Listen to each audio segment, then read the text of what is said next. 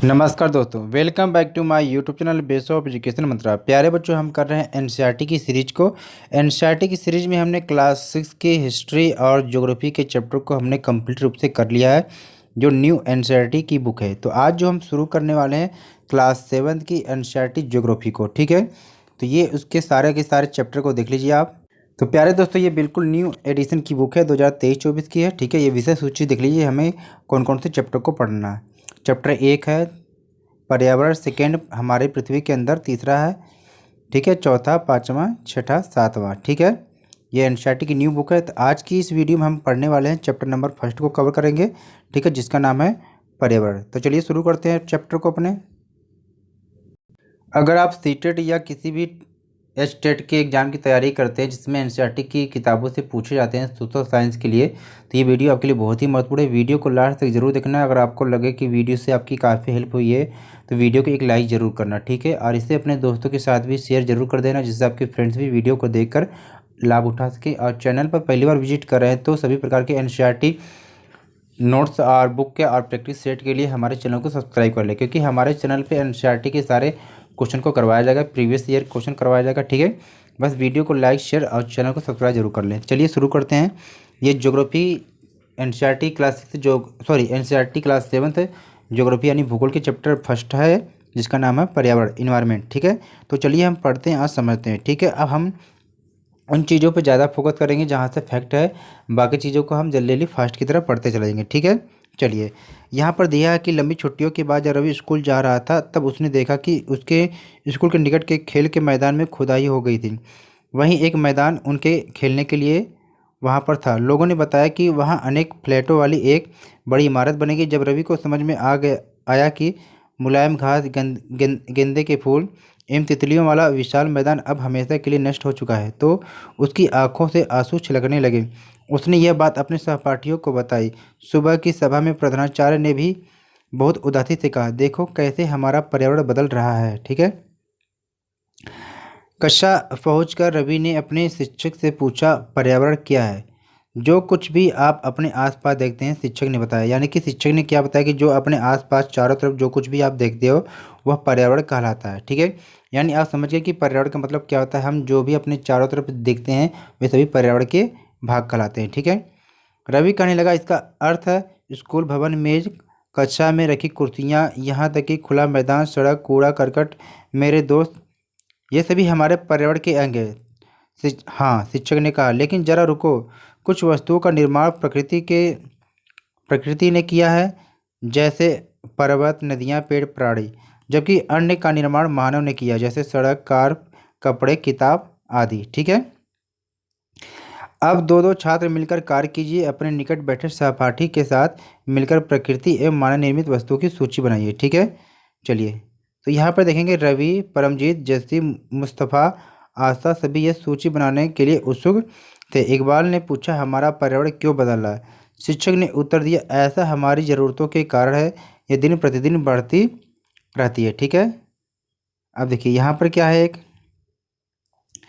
अब यहाँ पर एक इसको भी पढ़ते चलिएगा कि पर्यावरण हमारे जीवन का मूल आधार है।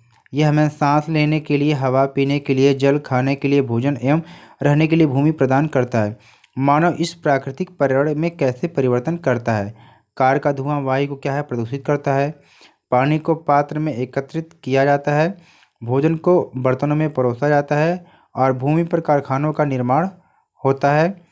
मानव कार, मील, कारखानों एवं बर्तनों का निर्माण करता है, ठीक है, निर्माण करता है। इस प्रकार से मानव क्या है, प्राकृतिक पर्यावरण में भी क्या है, परिवर्तन करता है, ठीक है। अब यहाँ पर देख रहे हैं एक बहुत बड़ा चित्र है, जो आपके लिए इस चित्र से भी काफ़ी क्वेश्चन समझ में आ जाएगा, ठीक है। क्या है, इसको आप देखेंगे, यह है पर्यावरण के घटक है, यानी कि किससे मिलकर पर्यावरण का निर्माण होता है।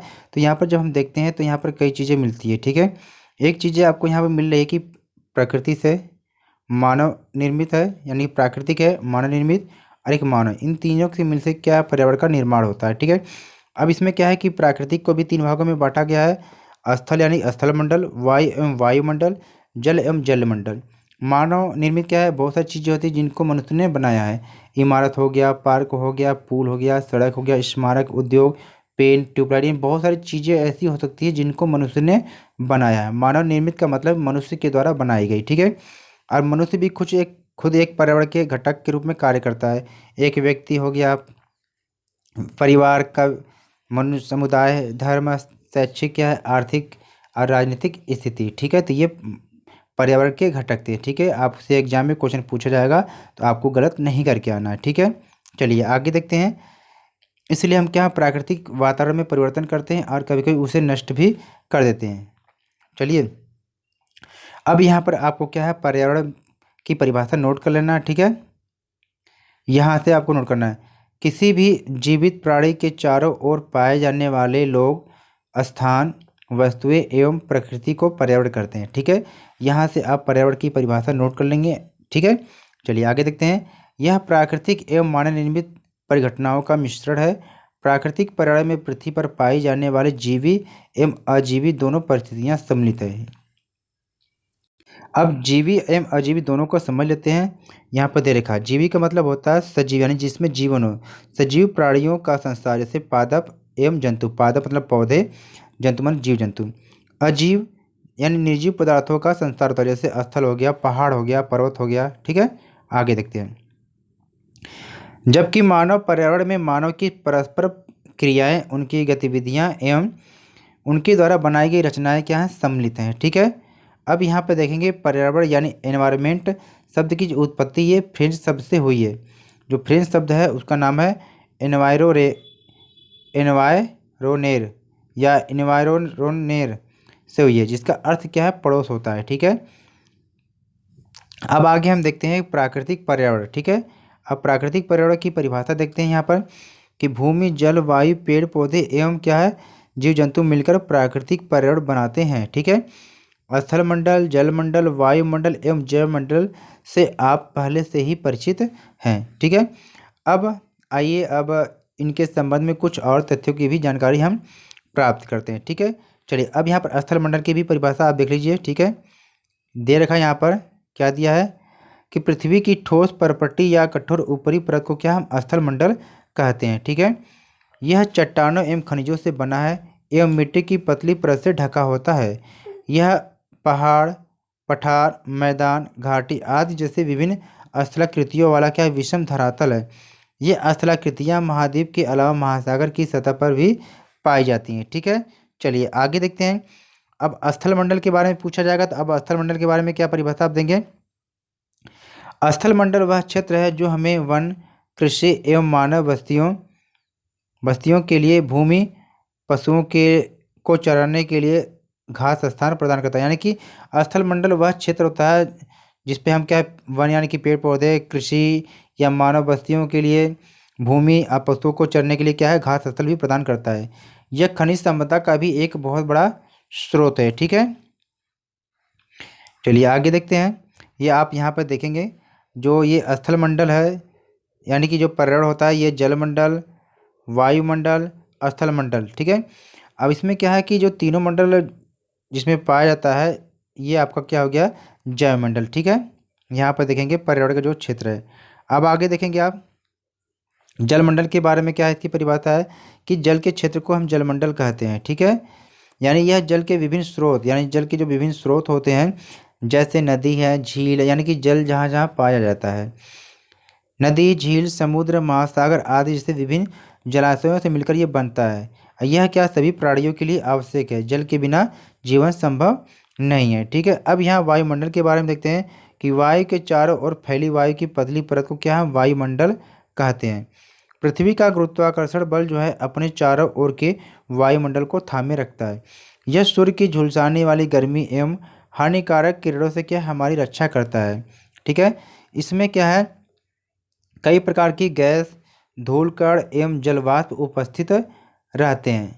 वायुमंडल में परिवर्तन होने से मौसम एवं जलवायु में भी क्या है, परिवर्तन होता है, ठीक है। आगे देखिए, पादप एवं जीव जंतु मिलकर क्या है, जैवमंडल या सजीव संसार का निर्माण करते हैं। यह पृथ्वी का वह संकीर्ण क्षेत्र है जहाँ, अब देखिए यहाँ पर आपको जैवमंडल की परिभाषा भी नोट कर लेना, ठीक है। यहाँ से आप नोट कर लेंगे कि पृथ्वी का वह संकीर्ण क्षेत्र पृथ्वी का वह संकीर्ण क्षेत्र जहाँ स्थल, जल एवं वायु मिलकर जीवन को संभव बनाता है उसे हम क्या है, जैवमंडल कहते हैं। ठीक है, चलिए पारितंत्र क्या है इसको देखेंगे, इसको भी समझेंगे। तो पारितंत्र यहाँ पर आपको दिया गया है। ठीक है, जैसे यहाँ पर देखो दे रखा है कि वह तंत्र जिसमें समस्त जीवधारी आपस में एक दूसरे के साथ तथा पर्यावरण के उन भौतिक एवं रासायनिक कारकों के साथ क्या है, परस्पर क्रिया करते हैं, जिसमें वे निवास करते हैं। ये सब ऊर्जा और पदार्थ के स्थानांतरण द्वारा संबंध है। ठीक है, इसको आप देखेंगे। ठीक है, चलिए अब बाकी इसको भी आप पढ़ लीजिएगा कि रवि की कक्षा के एक एनसीसी कैंप में जैसी ने आश्चर्य से कहा, कितनी मूसलाधार वर्षा हो रही है, इससे मुझे अपना केरल याद आ रहा है। तुम सबको आकर देखना चाहिए कि कैसे हरे भरे खेतों एवं नारियल के बागानों में लगातार बारिश होती रहती है। तभी जैसलमेर के रहने वाले हीरा ने आश्चर्य से कहा, हमारे यहाँ वर्षा होती ही नहीं है, हमें तो दूर दूर तक केवल कीकर एवं रेत की नज़र आती है, लेकिन वहाँ ऊँट भी तो मिलते हैं, रवि ने कहा। ठीक है, यानी कहीं पर कुछ कमियां हैं तो कहीं पर कुछ विशेषताएं हैं, कहीं पर कुछ नहीं पाया जाता है तो कहीं पर कुछ पाया जाता है। ठीक है, इसको आप देखेंगे। एक ताल का पारितंत्र यानी जो एक दूसरे पर निर्भर होते हैं। ठीक है, जल का पारितंत्र अलग होता है, स्थल का भी अलग होता है और वायु का भी पारितंत्र अलग होता है। ठीक है, चलिए आगे देखते हैं। अब यहाँ पर देखेंगे आप क्या है कि यहाँ पर दे रखा है, इसको आप पढ़ेंगे कि प्रत्येक वर्ष क्या होता है कि प्रत्येक वर्ष 5 जून को क्या है, विश्व पर्यावरण दिवस मनाया जाता है। ठीक है, अब यहाँ पर बताया जा रहा है कि भाई रेगिस्तान में और क्या क्या पाया जाता है, सांप, छिपकली एवं अन्य कीट भी पाए जाते हैं। ठीक है, अब बात यहाँ पर है कि रवि हैरत में पड़ गया, विभिन्न स्थानों पर पाए जाने वाले जीव जंतु, वनस्पति तथा लोगों के रहन सहन के तरीके इतने भिन्न क्यों, क्या सभी का एक दूसरे के साथ संबंध है? बिल्कुल, बहुत संबंध है, शिक्षक ने कहा। ठीक है, यानी कि सभी पेड़ पौधे, जीव जंतु एवं मानव अपने आसपास के पर्यावरण पर आश्रित है, यानी सभी एक दूसरे पर निर्भर होते हैं। ठीक है, प्राय वे एक दूसरे पर अभी आश्रित होते हैं। जीवधारियों का आपसी एवं अपने आसपास के पर्यावरण के बीच का संबंध ही पारितंत्र कहलाता है। आप यहाँ से लिख सकते हैं कि जीवधारियों का आपसी एवं अपने आसपास के पर्यावरण के बीच का संबंध ही पारितंत्र का निर्माण करता है। अधिक वर्षा वाले वन, घास स्थल, रेगिस्तान, पर्वत, झील, नदी, महासागर एवं छोटे से ताल का भी एक क्या है, पारितंत्र होता है, यानी कि वहाँ उस एरिया के सभी लोग एक दूसरे पर निर्भर होते हैं। ठीक है, आगे देखिए, क्या आपको लगता है कि जिस पार्क में रवि एवं उसके मित्र खेलते हैं वह भी एक पारितंत्र बनाता है? ये भी बिल्कुल सही है। अब यहाँ पर देखेंगे कि वस्तु विनिमय होता क्या है, ये भी देखो एग्जाम में क्वेश्चन पूछता है।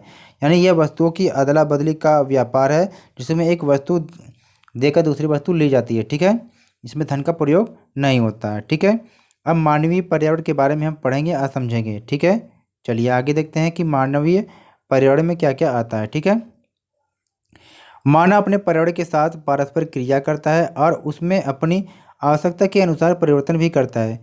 प्रारंभिक मानव ने स्वयं को प्रकृति के अनुरूप बना लिया था। उनका जीवन सरल था एवं आसपास की प्रकृति से उनकी आवश्यकताएं पूरी हो जाती थी। समय के साथ कई प्रकार की क्या है, आवश्यकताएं बढ़ी। मानव ने पर्यावरण के उपयोग और उसमें परिवर्तन करने के कई तरीके सीख लिए। उसने क्या, फसल उगाना, पशुपालना एवं अस्थायी जीवन जीना सीख लिया। पहिए का आविष्कार हुआ, आवश्यकता से अधिक अन्न उपजाया गया। ठीक है, और फिर क्या हुआ कि वस्तु विनिमय पद्धति का विकास हुआ, व्यापार आरंभ हुआ एवं वाणिज्य का भी विकास हुआ। औद्योगिक यानी फैक्ट्री, औद्योगिक क्रांति से बड़े पैमाने पर उत्पादन प्रारंभ हो गया। परिवहन तेज गति से प्रारंभ हुआ। सूचना क्रांति से पूरे विश्व में संचार सहज और द्रुत हो गया। आज आप देख पा रहे होंगे हम सभी क्षेत्रों में आगे निकल गए हैं। ठीक है, क्या आप जानते हैं कि आप गर्मी में रसीला तरबूज एवं सर्दी में भुने हुए मूंगफली खाना क्यों पसंद करते हैं? प्राकृतिक एवं मानव पर्यावरण के बीच सही संतुलन होना आवश्यक है। मानव को पर्यावरण के साथ समरसता से रहने एवं उसका उपयोग सीखना चाहिए। रवि की कक्षा में मिजोरम की एक लड़की है नूरी, वह अक्सर अपने स्थान की हरियाली की बात करती रहती है। खेल का मैदान नष्ट होने के कारण रवि की उदासी देखकर नूरी ने उसने आने वाली छुट्टियों में अपने घर मिजोरम आने को कहा। रवि के शिक्षक ने सभी बच्चों से कहा कि छुट्टियों में वे जिन स्थानों पर जाएं वहाँ की भूदृश्य, घरों एवं लोगों के क्रियाकलापों का चित्र बनाकर जरूर लाएं। ठीक है, यहाँ पर आपको करना है। प्यारे दोस्तों, हमने यहाँ पर एनसीईआरटी के क्लास 7 ज्योग्राफी के चैप्टर फर्स्ट को कंप्लीट कर लिया। प्लीज़ वीडियो को लाइक शेयर ज़रूर करना। अगर आप चाहते हैं कि सारे चैप्टर की एनसीईआरटी को करवा दिया जाए तो वीडियो को एक लाइक ज़रूर कर देना और चैनल को सब्सक्राइब कर लेना। ठीक है, आप पूरी ईमानदारी से इस वीडियो को अपने दोस्तों तक या किसी ग्रुप में ज़रूर शेयर करें। कमेंट करके ज़रूर बताना कि आपको ये सेशन कैसा लगा। आगे इसी तरह की अगर वीडियो चाहिए तो कमेंट करके ज़रूर बोलें। ठीक है, थैंक्स फॉर वॉचिंग।